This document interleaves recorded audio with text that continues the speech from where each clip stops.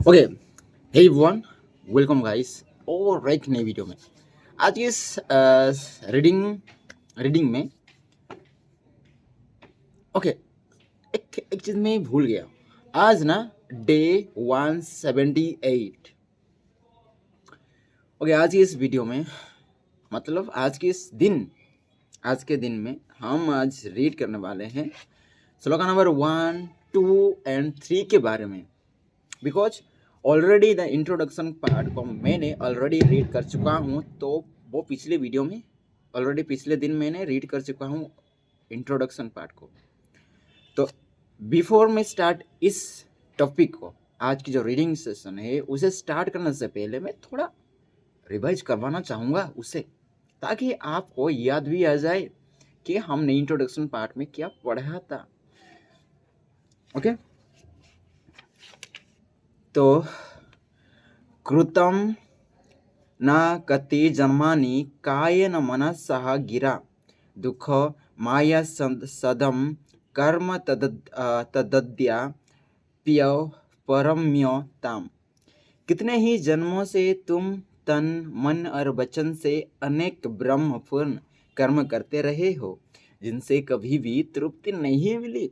अब इन कर्मों का त्याग करके उपशमता का हेतु बन और कर्म से विरक्त होकर सुखी रहो।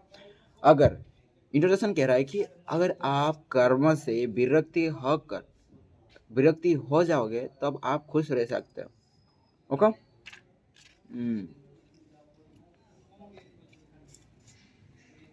सॉरी। ओके, आज श्लोका 1 tells, तो without wasting any time, I hope you all are doing great job in your life. अगर नहीं तो अपने आप को पॉजिटिव में डालो, अपने आप को पॉजिटिव बातें बोलना शुरू करो। डेली कुछ वर्ड्स बोलो, पॉजिटिव अफर्मेशन बोल सकते हो। अपने आप को, अपना जो भी अच्छा, मेरा फेस अच्छा है, मेरा हेयर स्टाइल अच्छा है, मेरा आइस अच्छे हैं, मैं कहता अपने आप को ना पॉजिटिव अफर्मेशन दिया करो, क्योंकि पॉजिटिव अफर्मेशन ना ज़्यादा इफेक्ट करते हैं। अगर तुम 5 पॉजिटिव अफर्मेशन अपने आप को बोलते हो एंड उसके बाद एक नेगेटिव अफर्मेशन आप अपने आप को बोलते हो ना, अपने बारे में, देन वो 5 पॉजिटिव अफर्मेशन ना वेस्ट है।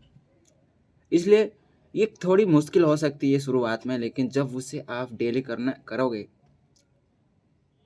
तो आपको इजी होने लगेगा एंड आप पॉजिटिव अफर्मेशन अपने आप को बोल पाओगे। ओके, तो श्लोका 1 शुरू करते हैं विथ, बहुत ज़्यादा तो मैंने इंट्रोडक्शन ले लिया आपका, 3 मिनट हो गए नहीं। तो श्लोका 1 ये कहता है, विहाय वैरिणं काममर्थ चानर्थ संकुलम धर्ममप्येतयर्थेतु सर्वत्रानादरम कुरु। ओके, मैं सामान्य अर्थ की बात करूँ इस श्लोक की। काम तेरा प्रचंड वैरी है, उसका त्याग कर। अर्थ अनर्थ का झुंड है, इसका भी त्याग कर। इन दोनों के हेतु जो भी धर्म प्रयास कर रहा है उसे भी त्याग दे, उसका सर्वत्र अनादर कर।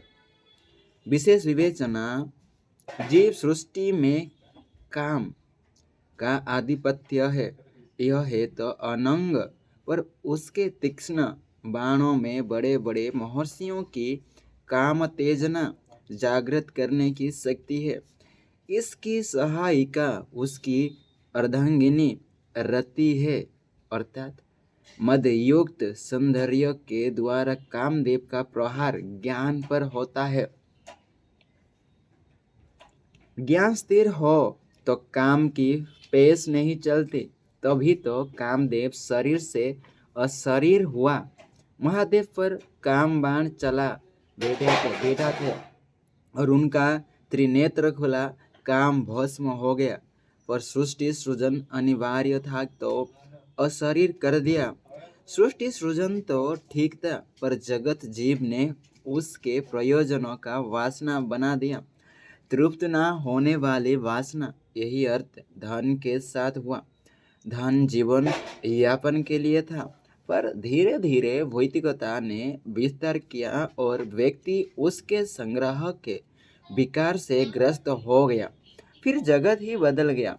काम वो अर्थ के दासों ने नैतिकता को विनष्ट कर दिया। अज्ञानी ने मिथ्या सुखों का पल्ला पकड़ लिया। अष्टावक्र कहते हैं हे हे राजन, काम वो अर्थ तेरे विकट शत्रु है। इनका तत्काल त्याग कर दे, इनका कभी आदर ना कर।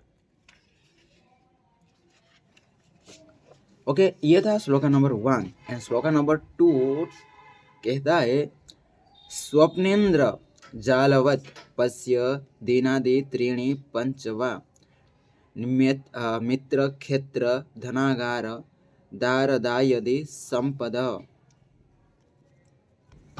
ओके, इस श्लोक की जो सामान्य अर्थ की बात करा है तो दृश्यमान संबंध वो संपत्तियों को जैसे मित्र, पत्नी, धन, महल और खेत सभी को इंद्रियों का जाल माना, क्योंकि ये इंद्रियों को ही सुख देने वाले हैं और 3 या 5 दिन ही रहते हैं, अर्थात इनका होना अल्पावधि का है, क्षणिक है। विशेष विवेचना, काम और अर्थ जैसा ही विनाशकारी मोह है, मिथ्या से मोह का लाभ भी क्या। अतः जहाँ लाभ नहीं वहाँ हानि तो होगी ही। जीव जगत मोह के ऐसे बस में है कि उसे कई और नहीं सोचता। अपना पुत्र कितना भी करूप, कुसंगी, व्यसनी हो, पर उसमें मोह की ऐसी पराकाष्ठा है कि दूसरे का राम जैसा पुत्र भी रावण नजर आता है। मोह का पर्दा अति काला और संकीर्ण है। जिस वस्तु में मोह शक्ति हो जाए उससे अधिक प्रिय कुछ और नहीं हो सकता। हाँ, बात यदि धन की है तो मोही में लालच का विकार ऐसा होता है कि दूसरे का धन भी उसे मोहित करता है और वह उसे हड़पने के लिए छल कपट करने को तत्पर रहता है।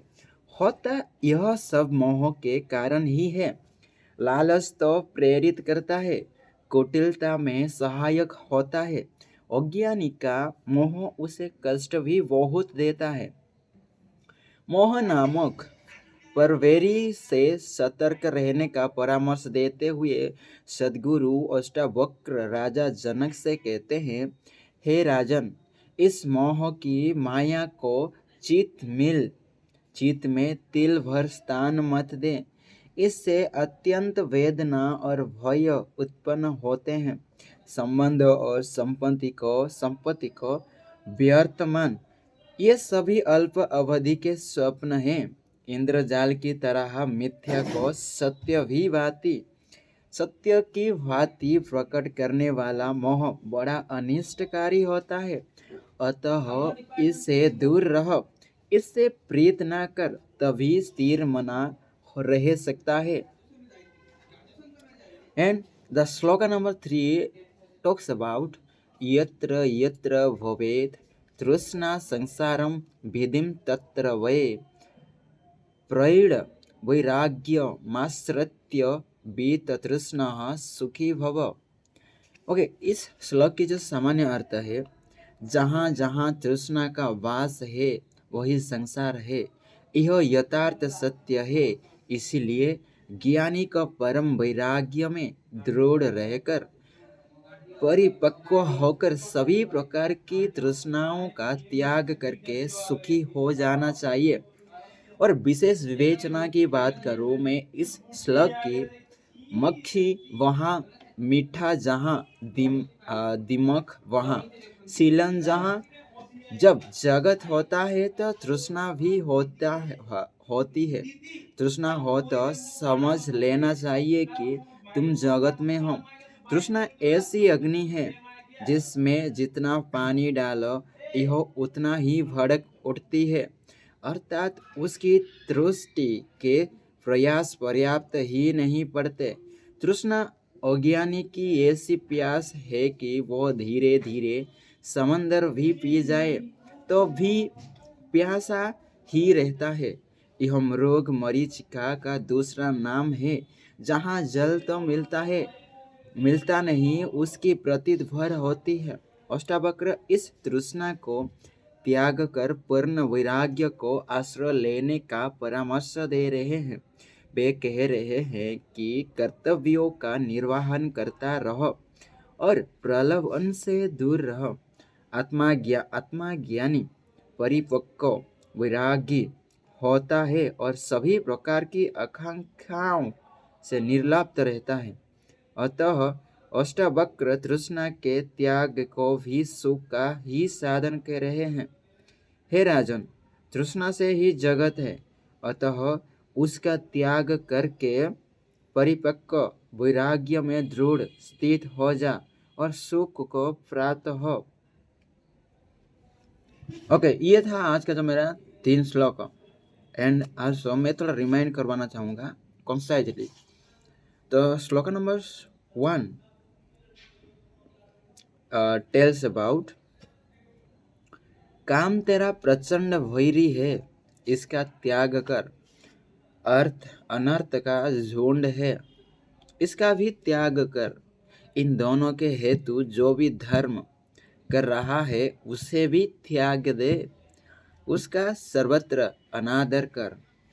ओके, एंड सेकंड इज दृश्यमान संबंधों व संपत्तियों को जैसे मित्र, पत्नी, धन, महल और खेत सभी को इंद्रियों का जाल मान, क्योंकि ये इंद्रियों की ही सुख देने वाले हैं और 3 या 5 दिन ही रहते हैं, अर्थात इनका होना अल्पावधि का है, क्षणिक है। ओके, एंड लास्टली द श्लोक नंबर 3 इज टॉक्स जहाँ जहाँ तृष्णा का वास है वही संसार है, यह यथार्थ सत्य है। इसलिए ज्ञानी को परम वैराग्य में दृढ़ रहकर परिपक्व होकर सभी प्रकार की तृष्णाओं का त्याग करके सुखी हो जाना चाहिए। ओके, यह था आज की जो 3 श्लोक। ओके, एंड मिलते हैं और नेक्स्ट अगले दिन कल विथ श्लोक नंबर 4। ओके, एंड आज के लिए इतना ही।